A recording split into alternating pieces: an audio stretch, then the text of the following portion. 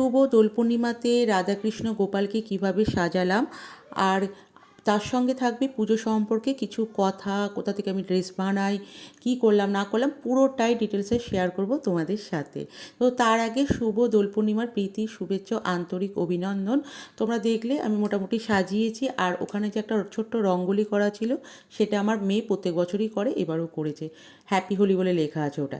তো আমার ঠাকুরকে তো খুব সুন্দর করে আমি ড্রেস পরেছি। এবারে ভেবেছিলাম যে একটু হলুদ রঙের মধ্যে আমার রাধাকৃষ্ণ গোপালকে পরাবো।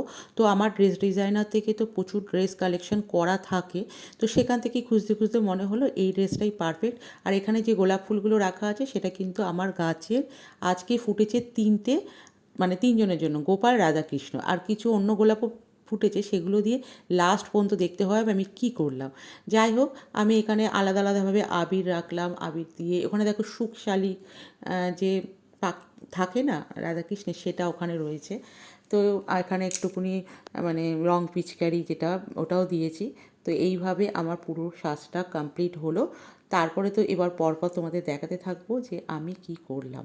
তো দেখো, আমি কিন্তু মন্ত্র তন্ত্র নিরামিষ খাই এরকম কোনো ব্যাপার না। আমার মানে মন যেটা চায় আমি সেইভাবেই পুজো করি, পুজো করতে ভালোবাসি। যে কোনো কিছু পাবার জন্য যে কোনো কিছু করতে হবে এরকম না। সবসময় মনে রাখবে যে তুমি কাজ করে যাও, কি পাবে সেই আশা করবে না, ঠিক সময় মতন তিনি দিয়ে দেবেন।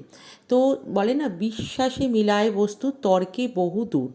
তো আমি পুজো করতে ভালোবাসি, অনেকে হয়তো ঠাকুর দেবতা অত পছন্দ করে না বা মানে না, সেটা যে যার বিশ্বাসের ওপর।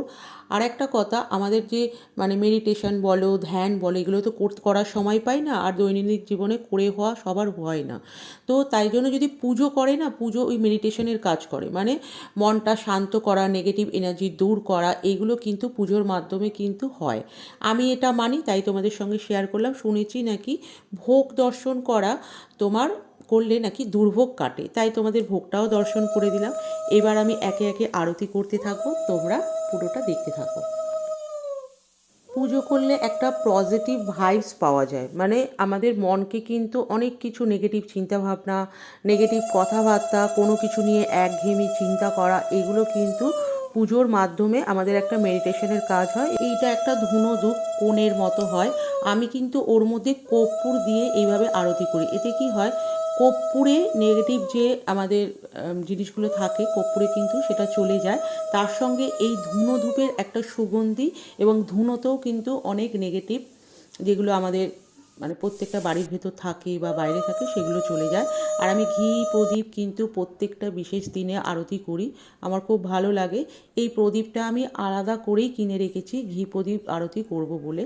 তারপরে তো সমস্ত কিছু দেখালাম তোমাদের, দেখি আমি পুরো সিংহাসনটা কিভাবে সাজিয়েছি সেটা তোমাদের পুরোটা দেখিয়ে দিলাম। আমি ভোগে দিয়েছিলাম শুকনো জিনিস, যেগুলো ছাড়া দোল পূর্ণিমা অসম্পূর্ণ, যেমন মড, মুড়কি, বাতাসা, ফুট কড়াই, এগুলো পুরোনো আভিজাত্য যতই যাই দাও।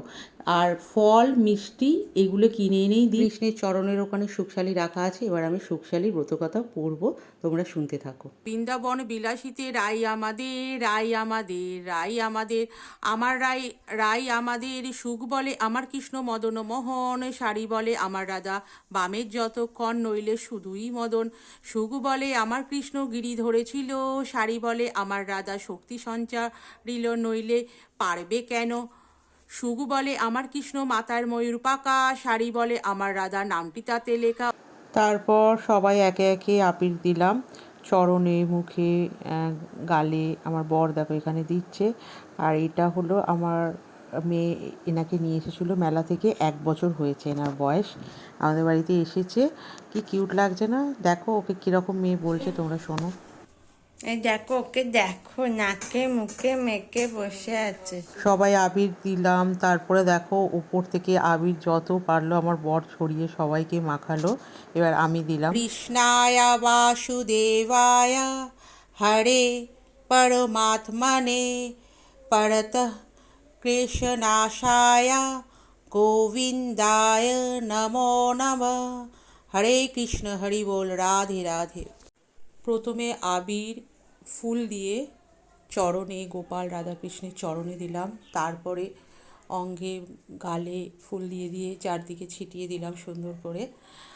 আর সবার জন্য প্রার্থনা করলাম, যে যেখানে দূরে থাক কাছে থাক সবাই সুস্থ থাক। হ্যাপি হোলি, শুভ দোলযাত্রা, সবাইকে শুভ দোলযাত্রা, দোলযাত্রার শুভেচ্ছা সকলকে, এবং খুব ভালো কাটুক, সবাই সুস্থ থাকুক, ভালো থাকো, আত্মীয় স্বজন বন্ধু বান্ধব আমার পরিবার সবাই যাতে গোপাল রাধাকৃষ্ণর কৃপায় সবাই ভালো থাকে। শুভ দোলযাত্রা। বললাম না 3টে গোলাপ ছিল, 3জনের জন্য দিয়েছি, আর বাকি যে গোলাপের পাপড়িগুলো বললাম আছে সেইগুলো ওপর থেকে ছড়াচ্ছিলাম, সবার গায়ে এরকম পড়ছিল, খুব সুন্দর লাগছে মুহূর্তটা দেখতে। তোমরা দেখো, আর সব পাপড়িগুলো গিয়ে পড়ছে রাধাকৃষ্ণর গা থেকে ছিটকে ছিটকে সব গোপালের কাছে পড়েছে। দেখো কি সুন্দর লাগছে এই মুহূর্তটা। এরকম আবিরে মাখা গোপাল রাধাকৃষ্ণ দর্শন কিন্তু মানে খুবই ভালো লাগে। আর ওপর থেকে গোলাপের পাপড়ি ছড়ছে, কি সুন্দর লাগছে দেখতে। দেখো, সব থেকে বেশি আবির মেখেছে গোপাল। আবির, গোলাপের পাপড়ি সব গোপালের গায়ে পড়েছে। রাধা কৃষ্ণ এরাও মেখেছে, আর বেশি মেখেছে ইনি। কি মিষ্টি লাগছে, খালি মুখটা দেখো এনার। বলে না নটঘট কানাইয়া, ওই জন্য দুষ্টুমি বুদ্ধি সব সময়, ওই জন্যই এত আবির মেখেছে। তো সকলে জীবনের রঙে ভরে উঠুক, রঙে রঙে ভরে উঠুক। শুভ দোল পূর্ণিমা। এনার মুখটা দেখো কি মিষ্টি, আগে নাকে আবির মেখে দিয়েছে। আমি জানি যে নাকে নাকি সিঁদুর পরলে বর ভালোবাসে, এখানে গোপালের নাকে আগে আবির পড়েছে, তার মানে রাধিকে ভালোবাসে। ঠিক আছে, এই যে একে দেখতেই মিষ্টি, দেখলেই মনে হয় চটকাই। এটাকে আমরা পদুলুলু বলে ডাকি। গোপালের কিন্তু এরকম কোনো নাম নেই, আদরে করে যখন যা ইচ্ছা কিন্তু ডাকা যায় গোপালকে। আমি সব সময় ঠাকুরকে বলি, ঠাকুর তুমি যে আমার মধ্যে সাজাবার যে গুণটা দিয়েছো, সে তোমরা জানো আমি মেকআপ আর্টিস্ট, মানুষকে হোক বা ভগবানকে হোক, যে সাজাবার গুণটা দিয়েছো সেটা যেন আমি করে যেতে পারি, মন থেকে ভালোবেসে সত্যি করে যেতে পারি। আর আমি সেটা করি। সত্যি কথা বলতে আমি ঠাকুরকে এটাও বলি, তোমাকে আমি কোনো কিছু কোনো দিন নিজের হাতে রান্না করে দিইনি, খাওয়াতে পারিনি, যা পারি ওই কিনে এনে দিই এবং মন থেকে সাজাই, তো সেটাই করি। আর একটা কথা বলবো, যে এই আবির যে মাখাবার পর রাত্রিরে কিন্তু খুব ভালোভাবে ড্রেস চেঞ্জ করে পরিষ্কার করে শোয়াবে।